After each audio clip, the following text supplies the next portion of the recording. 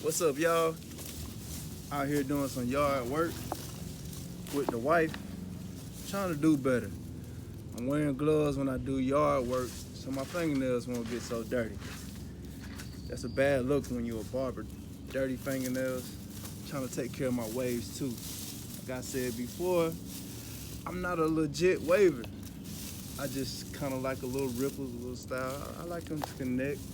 I work on them just a little bit, but at a drop of a dime, I can be doing stuff like this. But anyways, it's a Wednesday. Game time is tomorrow, and when y'all get this, it'll be Monday. So I don't know what y'all about to see, but I know y'all gonna learn something.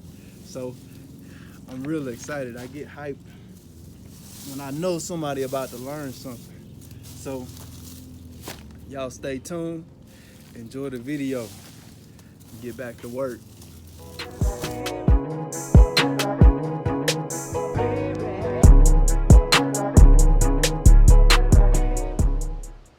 Surprise, surprise, we are not in my van, we are in my garage barbershop. Stay tuned to the end, I'll show you how I got everything set up. Alright, this is my pops, we're working on a shadow fade. And the thing about a shadow fade, what makes it a true shadow fade is when you crack your clippers at the bottom. If you're working with the Andis Masters, quarter Andis Masters like I am, it's the second notch in between the third and the second, so your lever be sitting right on the top of the second notch.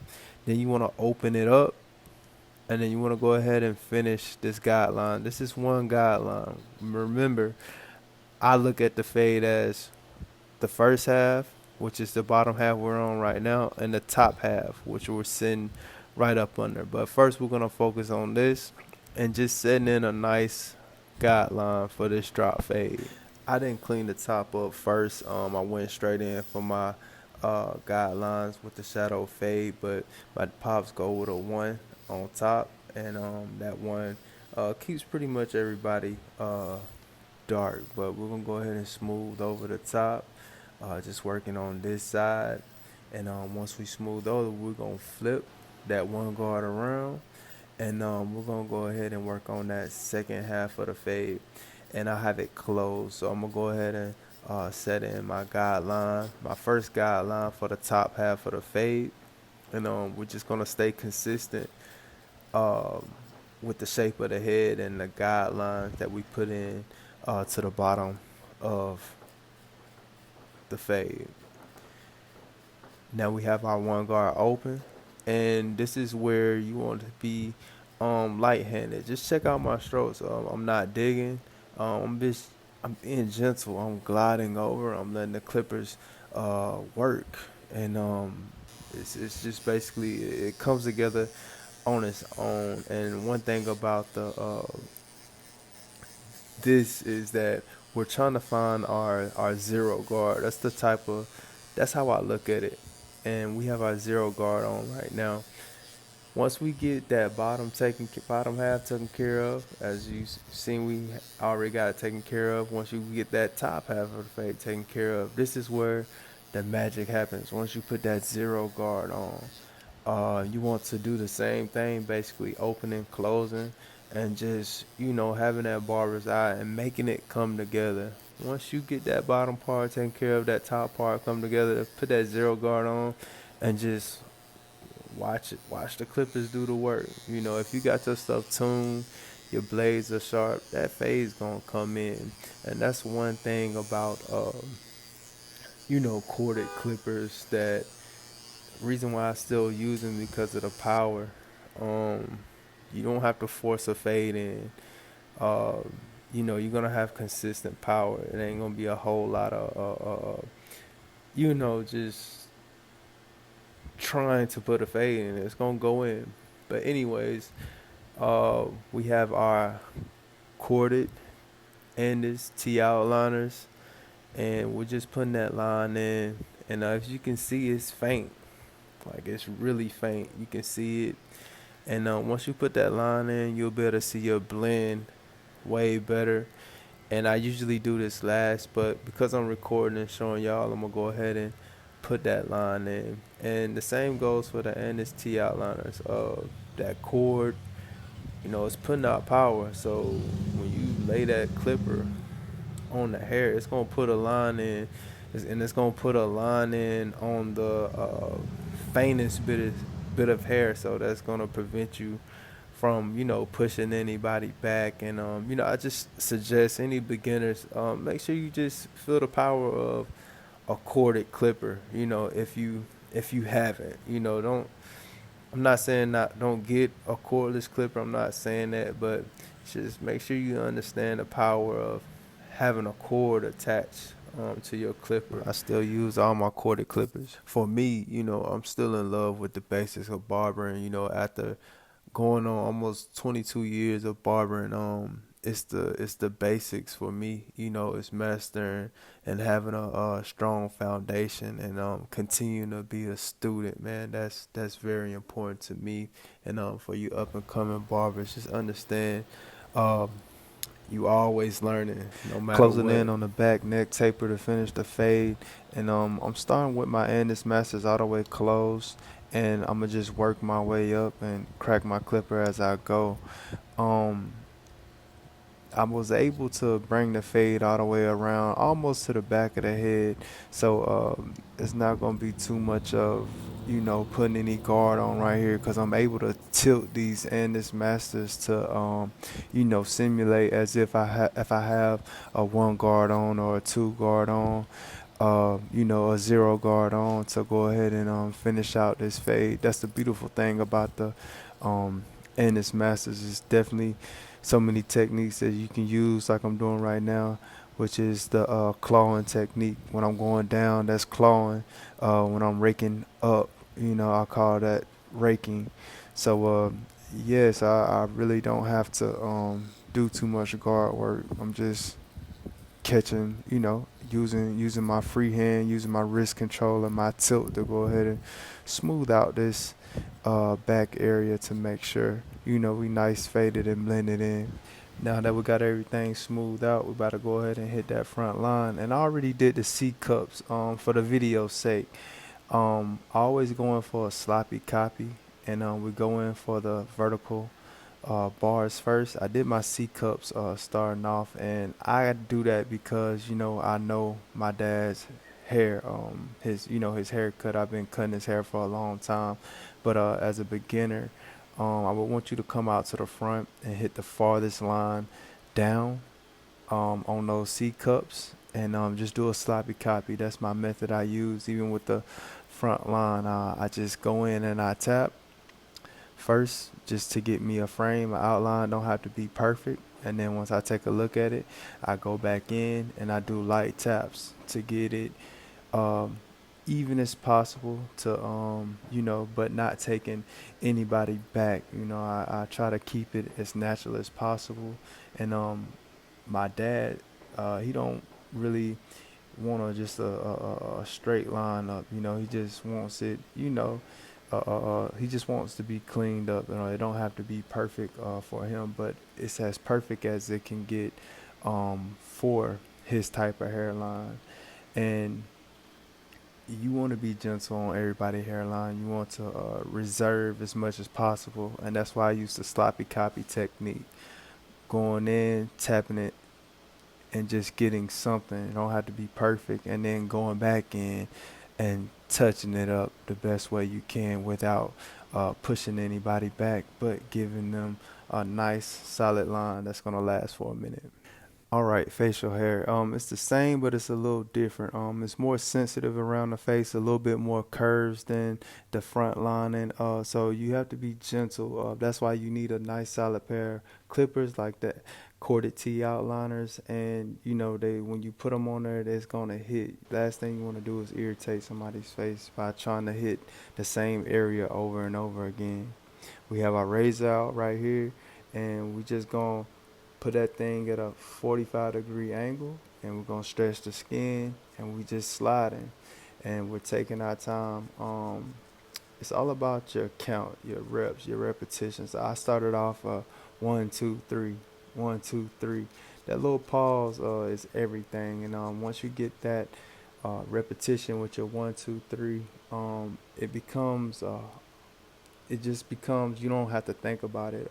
You find your flow, and if you're having a super hard time trying to find your flow, maybe get you some clear shaving gel, and you want to be clear so you can actually see, where you sitting that razor, and just to help the skin smoothen up. But the main thing you want to do is stretch that skin and have your 1, 2, 3 count.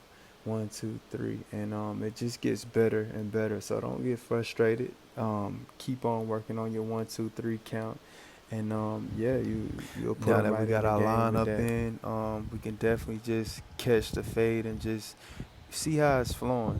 This is your detail time. This is the time to bring out uh, that clawing right here, and your raking motion. This is the time just to see the whole cut as it is, and just make sure you're on point with your stuff. Your client definitely appreciate it. Um, the more details you put in, the better.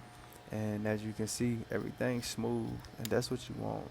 A fade's supposed to be smooth, not supposed to be choppy, and that's what you're going in to look for.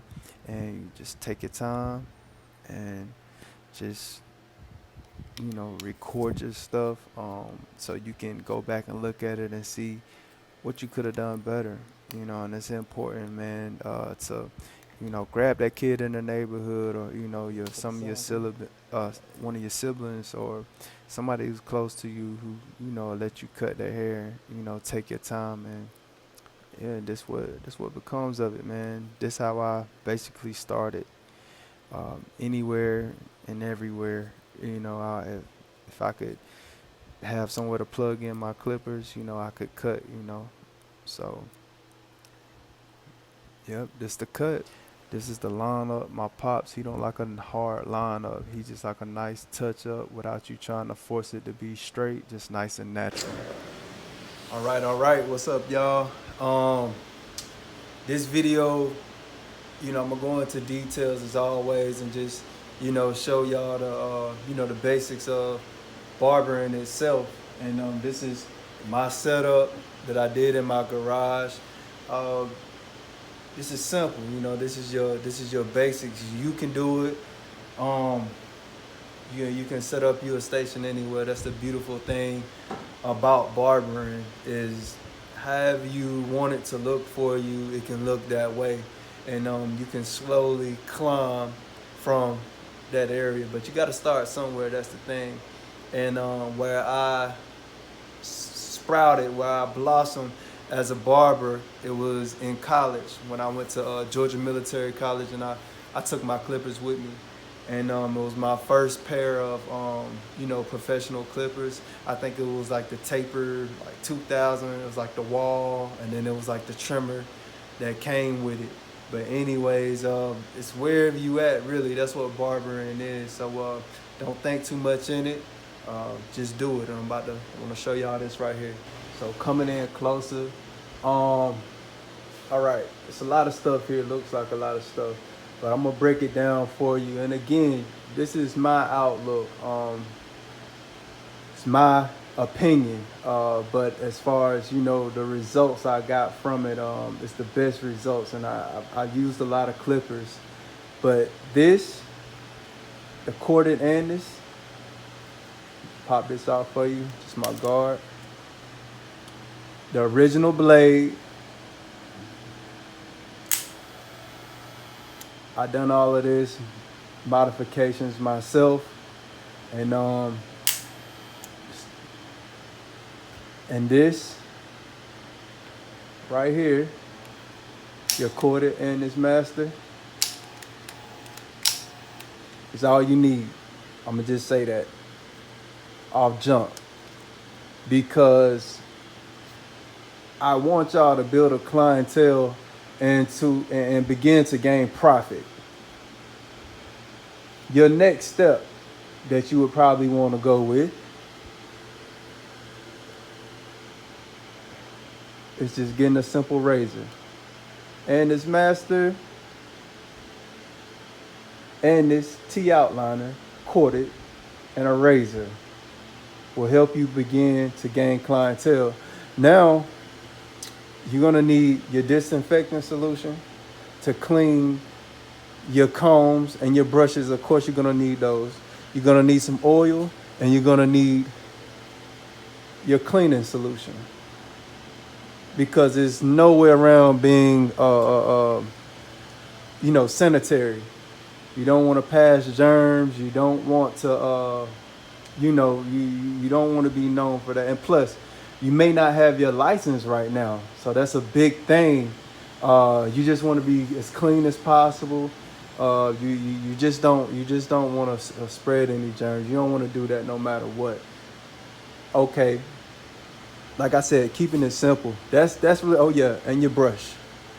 You're gonna need a brush, a duster, just to get the hair off, and some toner, alcohol, and a little water. You mix a little water if you want to.